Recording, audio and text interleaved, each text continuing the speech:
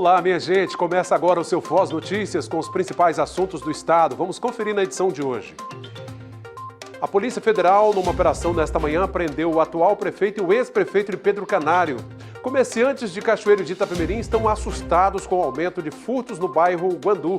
Corpo de uma jovem que estava desaparecida foi encontrado em Pedro Canário. Ecovias Capixaba e Polícia Rodoviária Federal fizeram uma ação educativa sobre respeito ao trânsito na rodovia BR-101 Norte. Obras de manutenção da via em Linhares têm impactado o trânsito na BR-101. Reta final para grupos prioritários tomarem a dose da vacina contra a gripe. Veja também uma reportagem especial sobre a aprovação do fim da escala 6x1 no Congresso Nacional. Tudo isso e muito mais agora no Foz Notícias, que está começando. Equipes da Ecovias Capixaba, Polícia Rodoviária Federal e Reserva Biológica de Soretama fizeram uma ação de conscientização sobre os riscos do excesso de velocidade na rodovia. A proposta da ação foi conscientizar os motoristas sobre os riscos do excesso de velocidade. Durante a mobilização, equipes da Ecovias Capixaba e da PRF realizaram medição de velocidade dos veículos em trechos específicos da rodovia. Hoje aqui a gente está realizando o monitoramento da velocidade média. Então a gente está pegando um trecho aqui de Soretama e fazendo o cálculo da velocidade média, e aqueles motoristas que excedem a velocidade máxima desse trecho, eles são abordados e são convidados a ter um bate-papo com a gente, com foco na conscientização dos motoristas. O sistema funcionou com 2 pontos de monitoramento ao longo da BR-101. Com o tempo percorrido entre um trecho e outro, é possível calcular a velocidade média do veículo. A gente tem um radar no quilômetro 125 e outro radar no quilômetro 118. Então essa monitoração está sendo feita no sentido norte, sentido Bahia. Então assim, a velocidade do local dos radares é 60 km por hora. Então essa monitoração ela pega do ponto A até o ponto B. E o usuário, na velocidade média, ele não pode exceder os 60 km por hora da rodovia, que é a velocidade máxima permitida. Com essa ação, a Ecovias Capixaba e seus parceiros promovem a preservação de vidas e a promoção de um trânsito mais seguro. Para a Polícia Rodoviária Federal, ações como essa de monitoramento da velocidade média são importantes para alertar os motoristas sobre o respeito aos limites das vias. Ela visa conscientizar os condutores ao cumprimento, observar e cumprir o que está estabelecido na via, na placa regulamentadora lá, estabelecendo o limite de velocidade. No contexto da reserva, a gente tem aquele aspecto ambiental além da segurança viária. A gente sabe que a velocidade ela tanto favorece a ocorrência do sinistro de trânsito, o condutor ele tem menos tempo para tomar uma ação evasiva, para reagir, bem como ela agrava as consequências desse sinistro de trânsito. Com animais empalhados às margens da BR-101, representantes da Reserva Biológica de Soretama alertaram os motoristas sobre os riscos do excesso de velocidade e a importância da preservação da fauna silvestre. O atropelamento de fauna ali no trecho é gigantesco. Em média são 3 animais de médio porte, pequeno médio porte, por dia. Então acho que a importância de estar sensibilizando o usuário das medidas mitigadoras que estão ali impostas, eu acho que vale a pena. A ação educativa foi realizada com base em dados da PRF, que apontam um número expressivo de acidentes relacionados ao excesso de velocidade. Mais de 90% dos acidentes ocorrem por uma falha humana. Então o objetivo principal aqui é conscientizar os motoristas para que eles sempre façam a escolha correta no trânsito, porque a partir do momento que ele faz a escolha errada, excedendo os limites de velocidade, usando o celular ao volante, não utilizando o cinto de segurança, tudo isso pode trazer consequências muito graves e até uma fatalidade para ele e para os demais envolvidos no trânsito. Uma ação educativa muito importante, o motorista precisa respeitar os limites de velocidade, sobretudo nessa região da Reserva Biológica de Soretama. Bom, gente, olha, está terminando o prazo para os grupos prioritários tomarem a dose da vacina contra a gripe. O município ainda tenta alcançar quem deixou a vacinação para depois. O alerta é para a importância da imunização nesta época do ano. Grupo prioritários é até dia 30, mas vale ressaltar que a gente vai continuar com as vacinas, mas vale a pena que esse grupo procure a unidade de saúde e venha se vacinar, para que assim evita qualquer outro tipo de doença mais agravante. Entre os grupos prioritários estão pessoas mais vulneráveis, como crianças, idosos e gestantes. A orientação é garantir a dose até o próximo sábado, enquanto a vacina ainda está disponível. Depois do dia 30 vai ser aberto para toda a população. E aí eu ressalto a importância de estar procurando, porque essa demanda vai aumentar e corre o risco desse grupo ficar sem a vacina. Por isso que a gente faz esse apelo para vocês, que ainda do grupo prioritário, é que procurem a unidade de saúde o mais rápido possível para estar vacinando. Para a dona Cleide, que ainda não se vacinou, a proteção continua sendo essencial, principalmente para quem tem doenças crônicas e precisa manter a saúde em dia. A vacina, ela nos ajuda muito, principalmente nós que somos idosos, que temos doença crônica. Então evita, que a gente passe mal. Eu sou uma paciente CA, já tive dificuldade, então eu procuro sempre me proteger para estar em dias com as minhas vacinas. Faltam poucos dias para o final da campanha. Vacina tem, mas a procura ainda é baixa nos postos de saúde. Neste período do ano, aumentam as doenças respiratórias, mas a vacinação ainda está longe de bater a meta. Lembrando que a gente tem uma meta de 90% para ser cumprido, mas até agora só 36% foi cumprido dessa meta. Isso aí, aproveitar e correr contra o tempo, né? Veja agora a previsão do tempo para esta quarta-feira. O sol aparece entre algumas nuvens em todo o estado e há previsão de chuvas esparsas. Linhares, mínima de 21, máxima 29 graus. Colatina, variação entre 20 e 28. São Mateus, mínima de 21, a máxima 27. Cachoeiro, mínima de 19, máxima de 29. E em Vitória, os termômetros variam entre 21 e 28 graus.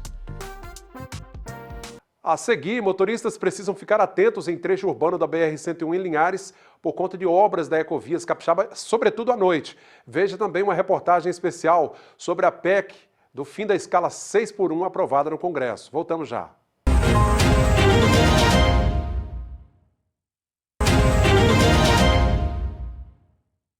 Estamos de volta com o nosso segundo bloco de hoje. Condutores que cruzam a BR-101 Norte precisam ficar atentos aos serviços de manutenção do asfalto que tem sido feito no trecho de 2 quilômetros próximo ao perímetro urbano de Linhares.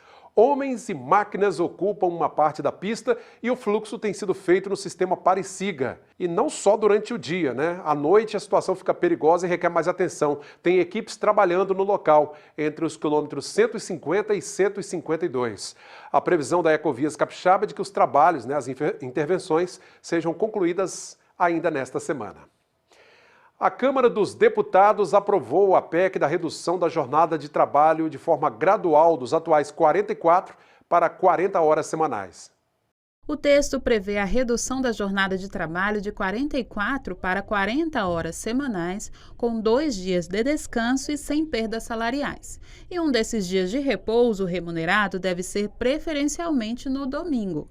O trabalho diário não poderá ser superior a 8 horas, com possibilidade de compensação de horário e redução da jornada por meio de acordo ou convenção de trabalho. Pela proposta, haverá um período de transição de 14 meses no total.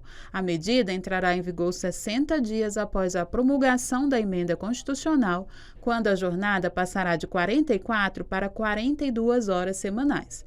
Depois de mais 12 meses, serão reduzidas 2 horas para 40 horas semanais. O relator da PEC na comissão especial argumentou que a mudança gradual reduz os riscos econômicos para as empresas. Com a implementação progressiva, estamos permitindo que as empresas e setores planejem os investimentos em tecnologia e na reorganização operacional, em vez de recorrerem imediatamente a eventuais cortes de empregos ou repasse dos custos aos consumidores. As novas regras não se aplicam aos trabalhadores com carga de trabalho igual ou inferior a 40 horas semanais.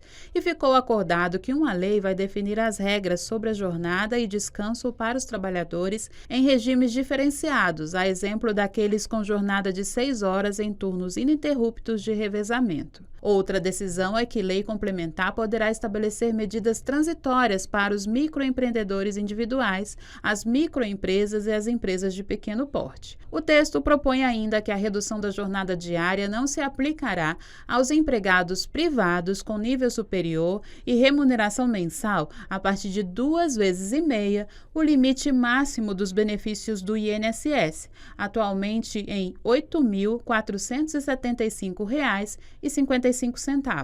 Só fica garantida a escala 5x2, salvo decisão do empregador ou acordo coletivo. A Câmara dos Deputados já enfrentou e já aprovou muitas reformas.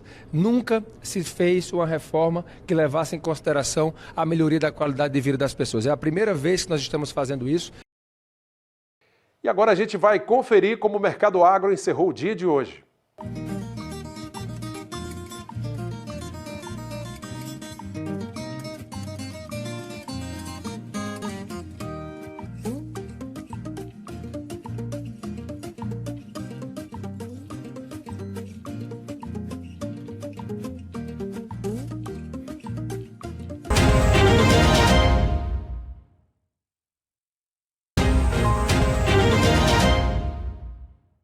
Voltamos agora com o nosso último bloco do Foz Notícias de hoje. Uma ação da Polícia Federal prendeu o atual prefeito e o ex-prefeito de Pedro Canário.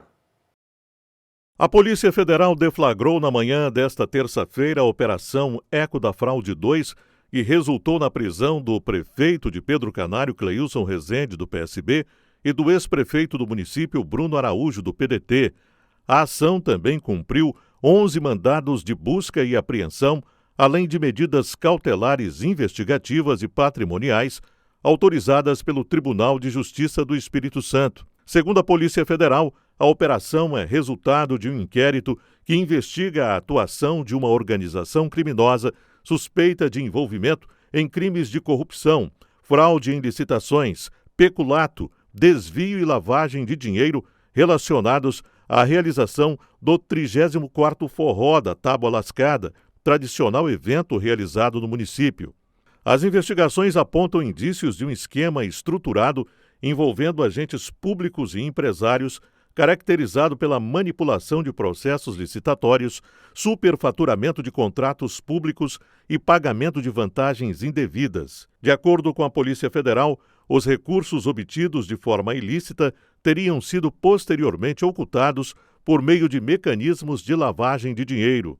Ainda conforme a investigação, foram identificadas movimentações financeiras incompatíveis com a capacidade econômica dos investigados, utilização de contas de terceiros para a circulação de valores em espécie e a existência de uma estrutura organizada voltada à ocultação e dissimulação dos recursos. A Polícia Federal informou que as medidas cautelares têm como objetivo aprofundar a coleta de provas, identificar outros possíveis envolvidos, interromper a continuidade das práticas criminosas e garantir o ressarcimento aos cofres públicos. Os investigados poderão responder, em tese, pelos crimes de corrupção ativa e passiva, fraude em licitação, peculato, lavagem de capitais e organização criminosa. Somadas, as penas podem ultrapassar 30 anos de prisão. A operação causou grande repercussão política em Pedro Canário e movimentou a cidade nas primeiras horas da manhã desta terça-feira. Até o momento, as defesas dos investigados não haviam se manifestado sobre o caso. Em nota, a assessoria de comunicação da Prefeitura de Pedro Canário informou que o processo tramita em segredo de justiça. Bom, e por conta disso, por esta razão, a defesa técnica ainda está se inteirando do caso, do teor integral das acusações e dos fatos investigados para se manifestar de forma mais aprofundada, é o que disse a nota da assessoria de comunicação da Prefeitura de Pedro Canário.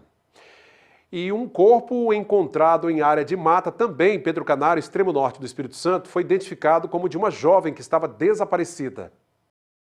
A família da jovem Débora Aguilar Brito, de 21 anos, confirmou que o corpo encontrado em uma área de mata no bairro Camata, em Pedro Canário, é da jovem que estava desaparecida desde a última quarta-feira. Segundo a mãe de Débora, o último contato entre as duas aconteceu quando a jovem informou que viajaria para a Vila Velha para visitá-la. Na manhã seguinte, a mãe percebeu uma ligação perdida da filha. Tentou retornar, mas não conseguiu mais contato. Ainda na noite de quinta-feira, familiares receberam a informação de que um corpo poderia ter sido encontrado na região do bairro Camata. Após 4 dias de buscas, a polícia científica confirmou a identidade da vítima. O corpo foi localizado em avançado estado de decomposição e encaminhado para a seção regional de medicina legal em Linhares. O reconhecimento foi realizado pela irmã da jovem. Nossos sentimentos à família, né? Comerciantes de Cachoeiro de Itapemirim, no sul do estado, têm sofrido com o alto número de furtos no bairro Guandu. Durante o dia, lojas movimentadas de clientes, o que é muito bom, mas comerciantes dizem que cresceram também os furtos, ameaças e confusões nas ruas do bairro Guandu, principal polo comercial de Cachoeiro. Hoje em dia, tomou conta, entendeu? Morador de rua tomou conta aqui da nossa região e ficou difícil para os comerciantes aqui e moradores. A gente depende disso aqui. E os clientes têm medo de chegar aqui. Está com medo de passar na rua Pedro Dias. Está com medo de atravessar a ponte. Na tentativa de minimizar o problema, os comerciantes reforçaram a segurança. Porém, os furtos continuam acontecendo. Essa mulher disse que tem medo, principalmente na hora de fechar a loja para ir para casa. Porque você chega ali, eles estão fumando, é um lugar que já está perigoso de você ficar trafegando. Tem muita loja ali daquela rua descendo, às vezes a pessoa deixa de ir por conta dessa situação. Atrapalha muito. Porque eles não têm muito, chegam, às vezes invadem, atrapalham as pessoas que estão comprando e acaba dando muito medo nessas pessoas que vêm até o comércio local para fazer suas compras.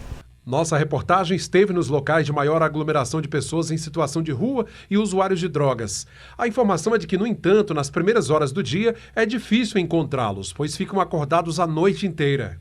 Eu acho, na minha opinião, eu acho que teria que ter um lugar para essas pessoas ficar, né? Porque eu já vi muitas vezes eles bravos, já até roubou aqui nesse ponto de ônibus. Quem mora ou trabalha na região cobra mais policiamento e ações sociais para atender pessoas em vulnerabilidade.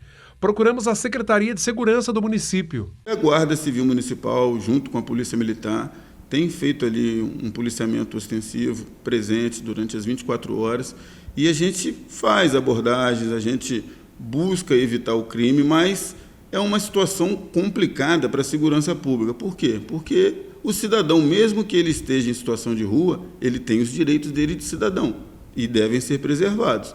Então, o simples fato dele estar transitando ali não configura crime nem suspeição para que ele seja efetivamente abordado todas as vezes que um policial localizá-lo.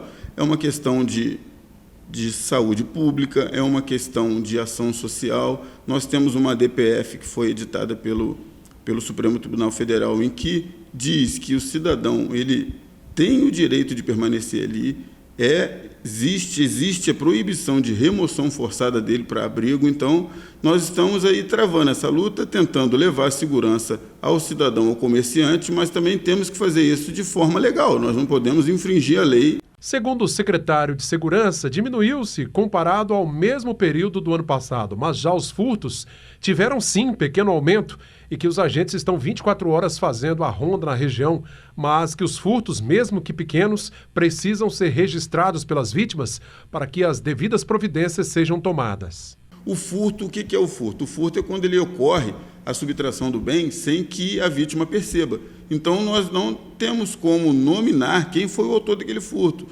Eu não posso aqui dizer que todo furto está ligado à pessoa em situação de rua. Não. Então, é importante demais que sejam esses furtos registrados, qualquer ocorrência lá, para que a Polícia Civil possa ir a campo, fazer a investigação e fazer a identificação dos autores desses crimes.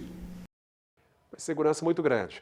Minha gente, nós vamos ficando por aqui com o nosso telejornal de hoje. Agradeço a você que segue as redes sociais da TV Foz, o nosso Instagram, Facebook, nosso canal no YouTube é TV Foz Linhares. O WhatsApp, anote aí, 3373-2000. Acesse também o portal sinoticias.com.br para ficar sempre bem informado. Até amanhã.